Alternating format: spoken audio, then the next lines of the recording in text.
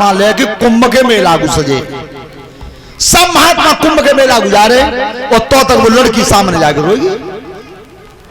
परशुराम तुम ब्राह्मण कुल में सबसे श्रेष्ठ हो, तो आज मैं तुम्हारे सामने आई हूं, पहले मेरे किस्सा काट जाओ। लली बात का है तो परेशानी का है कि परेशानी वो जा बात की है कि भीष्म ने तुम्हारे चेलाने में जीवन भी बिगाड़ दो, साल में क्यों मतलब की ना छोड़ी और अपने उतारा खतना है।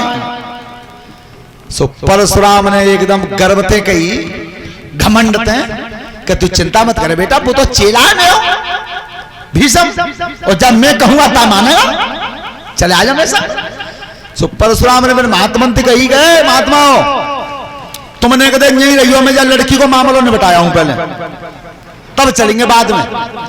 सो जो परशुराम आए और भीष्म की नजर पड़ गई, तो पहली तो खुशी वही कि आज गुरुजी आ रहे हैं, मेरे पास तक मेरे गुरुदेवता आ रहे हैं। पर जो भी बराबर में लड़की दिखी सोई पसीना आ गो बन हुआ बन गो। और जैसे वो अम्मा खड़ी हुई और परशुराम आए, पर ध्यान रखना जब जब क्रोध आता है तो क्रोध सबसे पहले अकल को खाता है। कभी भी देख लेना तो जब जब गुस्सा आवे तो अकल ही खावे और हमेशा काम अपन ही बिगाड़े। गुस्सा जब आते घर में तो यज्ञपति महाराज देखो तुम सबसे पहले नुकसान अपन हो तो बाद में का वो हो है। गुस्सा देखी कैसी होते हैं। अब ये बालक नेट पे डाल देते हैं, नेट पे दुनिया देखते फिर लड़ाई होते। एक दिन जी हमारे ढोलक बजा रहे जितेंद्र ने अपने घर में गुस्सा आ गई, बाल लड़की से लड़ पड़े जो इन्हें कहता भी आई है, दोनों में लड़ाई भा करो, डबल बेड को गद्दा उफार, रजाई उफार, सोफा सेट तोड़, जा पे मट्टी को तेंडार, जा पे डार का आंच लगा रहा हूं। अरे भैया किन को नुकसान हो। आध घंटा बाद गुस्सा उतर गई। अब जब वो आध घंटा बाद गुस्सा उतर के चली गई पे घरे, अब हाथ धरे पे बेड में देख रहे हैं क्या करें, वो तो वो है वो सो। तो गुस्सा जब भी नुकसान करती है तब अपना करती है सबसे पहले। तो परशुराम ने गुस्सा में का कही भीष्म थे कि भीष्म अगर तू मेरा शिष्य है तो क्या वजह लड़की के संग विवाह कर ले, क्या मोती लड़ ले। ध्यान रखना दो बात कह गए कई संग। अगर वो एक बात कह जाते कि तू मेरा शिष्य मैं तेरा गुरु हूं तो मेरे हुक्म का पालन कर दे, इस लड़की के संग विवाह कर, तो वे अपनी प्रतिज्ञा को भंग कर देते पर अपने गुरु की बात को नहीं हटने देते। पर भी बात तो कह गए दोनों, क्या ब्याह कर ले और क्या लड़ ले। चेला ने कई गुरु थे कि गुरुजी तुमने दो बात कही है तो दोनों में एक ही तो माननी है, क्या एक माननी है, क्या हुआ मान ले। तो गुरुजी हुक्म दोनों तुम्हारे ही हैं, अगर दोनों हुक्मों से एक मानना है तुमने जिकैया का लड़ ले क्या ब्याह कर ले तो मैं लड़ने तैयार हूं, चलो। परशुराम बोले तू और मैंने विद्या सिखाई मुझसे लड़ेगा। गुरुजी मैंने कब कही है लड़वे की, मैंने नहीं कही, तुम्हें नहीं कही है। कद्दा हुकूमत दोनों में एक मान लो तो मैंने एक मान लेता सोई कही। परशुराम ने तो चाह तैयार है क्या, चल चल। सो आज भीष्म तो आए अपने घर को और परशुराम चले महात्माओं और जा की गई है महात्माओं। अब कुंभ के मेले तो बाद में नांगे, पहले लड़ाई हुई, चलो जो उठाओ पे चिमटा। महात्मा बोले नाले गंगा जी, और इधर धनुष बाण लेकर के और सबसे पहले भीष्म जाते थे अपनी मां के पास, महतारी के पास। ध्यान रखना सभी नौजवान बच्चे ध्यान से सुनो, छोटे छोटे बालक सुनो। हमारे शास्त्र पुराणों में महतारी शब्द लिखा है, माताजी लिखा है, मैया शब्द लिखा है, अम्मा लिखा है, पर मम्मी कहीं नहीं लिखा है, कहीं नहीं मिलेगा तुम किसी पुराण में। ये रामायण में भी आया है कि थोड़ी बात पिता दुखारी ना प्रतीत मोह महतारी। मम्मी क्यों लिख रही है, और सुनो बाल को, तुम मम्मी ज्यादा कहते हो सब। मम्मी कहत का आए थे जो तुम्हें अंग्रेजी पढ़ाता हूं मास्टर साहब तो पूछ लियो। मुर्दा घर में जो लाश रखी होता तात कहते हैं मम्मी, और बाप थे अब तक तो डैडी कहते, अब कहते हैं डैड, और डैड माने बस। लेकिन संस्कृति भारत की इतनी ऊंची है, इतनी कहीं देश में नहीं है किसी में। तो आज वो गंगा पुत्र भीषम जब हथियार लेकर के महतारी के सामने पहुंचे गंगा जी के, और तब गंगा जल में से निकल के आई है सामने, और तब बोलिए अपने बेटा से, अब रथ जोरी चले सोता पीता तू, अब रथ जोरी चले सोता पीता तू, अब रथ जोरी।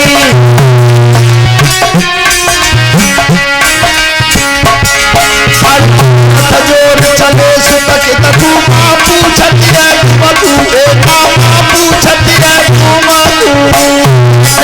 चले सुसकित को, मां पूछती है तुमको बेटा, मां पूछती है तो मां को। और हम सवार चौकर में धारे, बेटा भेद बताई दे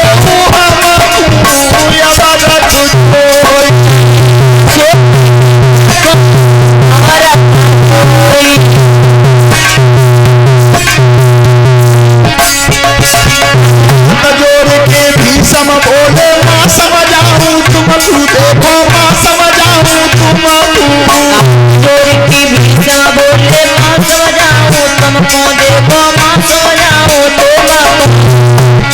और परशुराम है गुरु हमारे, चढ़े जादू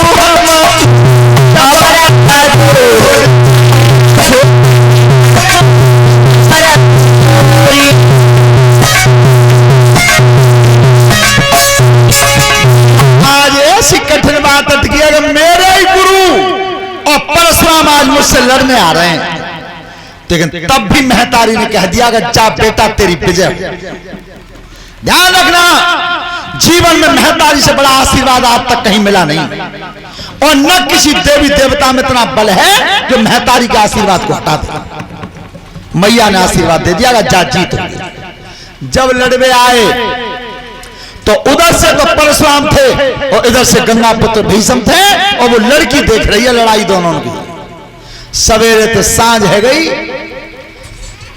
न तो भीषम हुई हारे और न परशुराम हुई हारे। ध्यान रखना, गुरु पे सबसे बड़ी अगर कोई कमजोरी होती है तो वो चेला के हाथ में होती है। क्यों? जितने भी गुप्त रहस्य और हथियार होते हैं वो सबसे ज्यादा चेले ही को तो पल्ले पड़ते हैं सबसे पहले। हार नहीं भाई, दूसरे दिन लड़ाई फिर भाई।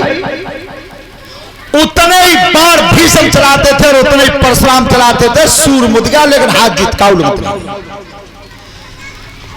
26 दिन हो गए, 26 हार जीत का उलट नहीं भाई।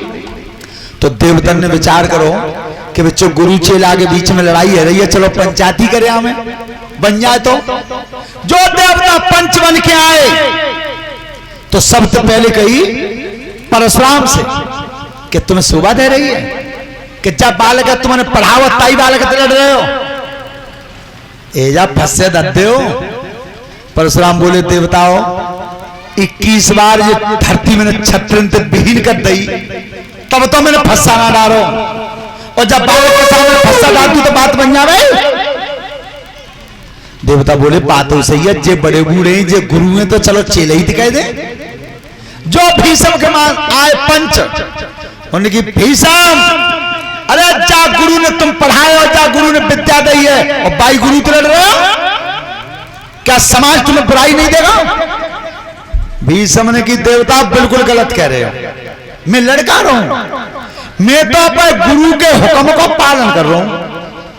उन्हीं ने तो कही मोत के लड़े, तो मेरा फर्ज बनता है, मेरा कर्तव्य बनता है कि मैं गुरु के हुक्म का पालन करूं।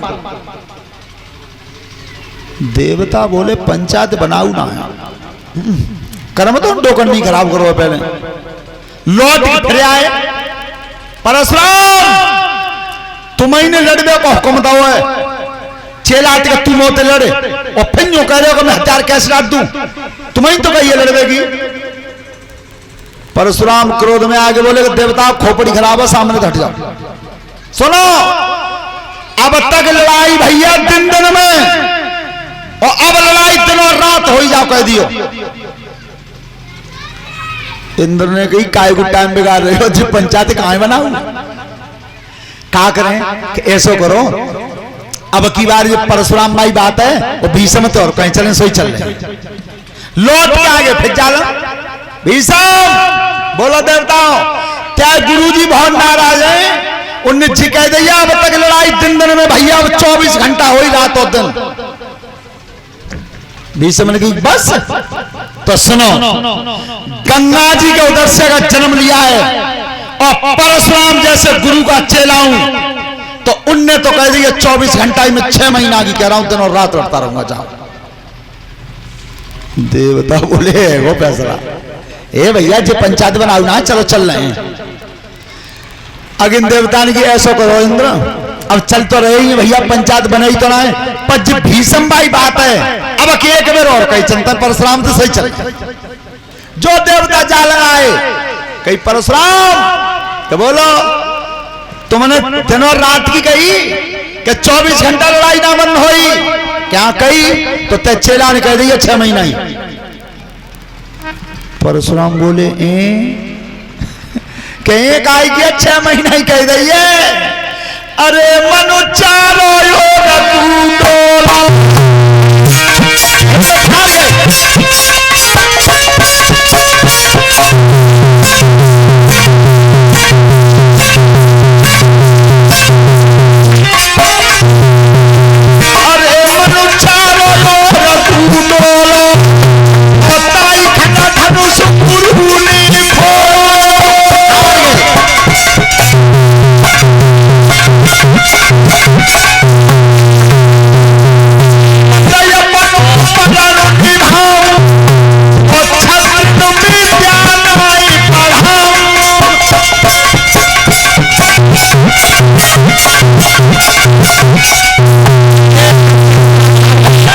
खोल के रख दिया, फंसा टेक दे और प्रण कर लिया उस दिन से कि आज के बाद कभी जीवन में क्षत्रिय वंश को विद्या का दान नहीं दूंगी।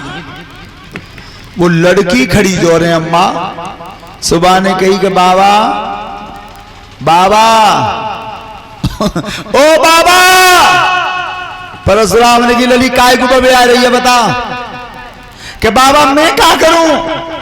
परशुराम बोले बेटा हम बाबा ही क्या करे, बता दिन रात को नो तो भेजो, 6 महीना को नो तो आओ बेटा, मेरे कब्जा से बाहर बात है। तो फिर बेटी तू चाहती क्या है ये बता दे। उस लड़की ने कहा अम्मा ने कि मैं विवाह तो नहीं चाहती, लेकिन इस भीषम को मरता हुआ अपनी आंखों से देखना चाहती हूं।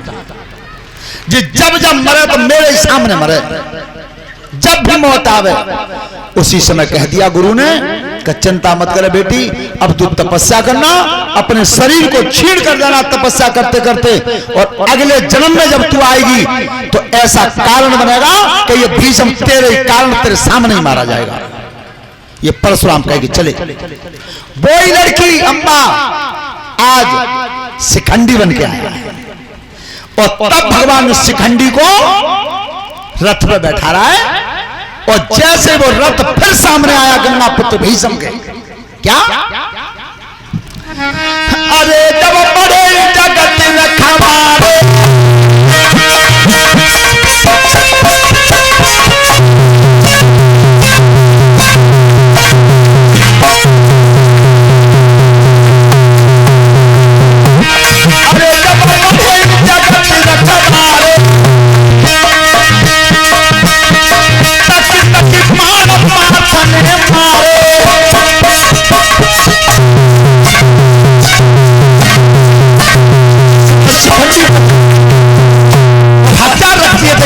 भीषण है, उस समय निहत्ती काया पर बाण मारे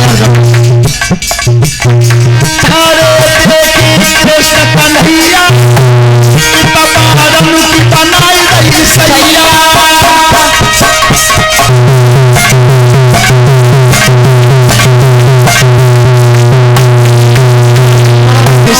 भीष्म को लिटा दिया। श्रोता बंधु, 10वें दिन गंगा पुत्र भीष्म धरती पर गिर गए। एक बात ध्यान से सुने कि अगर क्षत्रापन के धर्म को अगर आप लिखा हुआ देखेंगे तो क्षत्रिय का यह धर्म होता है कि ब्राह्मण, नारी और गाय इनकी रक्षा करनी चाहिए, रक्षा करनी चाहिए। और आपने देखा है गंगा पुत्र भीष्म अगर चाहते तो जिस दिन द्रौपदी का निरादर हो रहा था उस दिन रोक सकते थे, क्योंकि उनका सामना कोई नहीं कर सकता था। लेकिन न तो रोक ही सके और न माते उठ ही जा सके। उसका नतीजा यह मिला उन्हें कि एक नारी की इज्जत नहीं बचाई तो भीष्म की मौत भाई, तो बाणन की नोक पर तीर फंसे हुए थे शरीर में। और एक इच्छा मृत्यु का वरदानी और था, आपने देखा होगा जिसने सीता की रक्षा की थी, जटायु। तो उस जटायु पक्षी ने सीता मैया की रक्षा के लिए और रावण का सामना कर दिया। रावण से लड़ते लड़ते धरती पर गिर गया। तो बाद जटायु पक्षी की मौत भई तो राम की गोद में भई, और भीष्म की मृत्यु भई तो बाणन की नोक पर भई। तो अगर किसी का सम्मान बचा सकते हो और तुमने नहीं बचाया तो अपराध होगा। आज भीष्म गिर गए। उसके बाद सेनापति बने द्रोणाचार्य। तो द्रोणाचार्य का वध जो किया था वो धृष्टद्युम्न ने किया था, धृष्टद्युम्न ने। उसके बाद द्रोणाचार्य के बाद सेनापति बने सूर्यपुत्र कर्ण। और जब कर्ण के ऊपर ताज रखा गया, सेनापति नियुक्त हुआ दुर्योधन की तरफ से, और इतने जब मालूम पड़ी कुंती को कि कल का सेनापति उधर से कर्ण बन के आ रहा है, सो कुंती रोई। ध्यान रखना, चोर की महतारी कौन में रोते हैं, कौन में। अब कुंती रोई क्यों रही है कि भगवान कल की तो बुललाई हवे जा रही है कि दोनों तरफ के महाजन में ते काउलों को मरे, कुंती मरे और ते रोई। क्योंकि उधर से कर्ण आ रहा है, उधर से अर्जुन जा रहा है। तो रात में कुंती आज अकेले में चलिए, जब सब सो गए थे तब रात में। तो ध्यान रखना, कर्ण विश्राम कर रहे थे और रानी पद्मा पहरा लगा रही थी कर्ण का। तो कर्ण जिस समय अपने डेरा में था और रात में महतारी आ रही है अकेले। कैसे? अरे डबल कर चली महतारी